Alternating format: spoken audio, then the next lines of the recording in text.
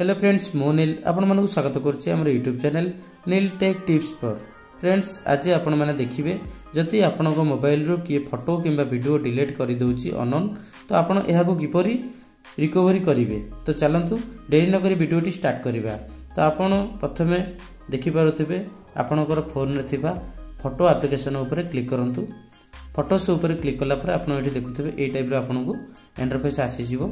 यह आसला पर मिडिल रे थिबा एल्बम्स यहाँ पर आप क्लिक करंतु एवं तलू स्क्रॉल करंतु। देखि पड़थबे एठी रिसेंटली डिलीटेड। तो एठी आपण देखि पड़थबे यह प्राय समस्त मोबाइल रे थाए। जदि आपणकर यह नथिबो तो रिसाइकल बिन किंबा परमानेंटली डिलीट कुछ ऑप्शन थिबो आपणकर। तो यह देखंतु ए टाइप आसला पर आपण जहाँ भी आपणकर फोटो कि अननोन डिलीट कर देछि एवं वीडियो मध्य डिलीट कर देछि तो एठी आपनको मिलि जिवो रिसेंटली डिलीटेड। तो ये देखिपे ये जी आपणकर फोटो किंबा वीडियोस डिलीट करुच्ची तो यह परमानेंटली डिलीट हो।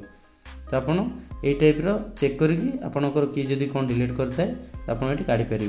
तो आशा कर वीडियोटी आपण मानक भल लगी तेरे चैनल टी को लाइक शेयर कमेंट एवं सब्सक्राइब करंतु नुआ नुआ अपडेट पाइबा। थैंक्स।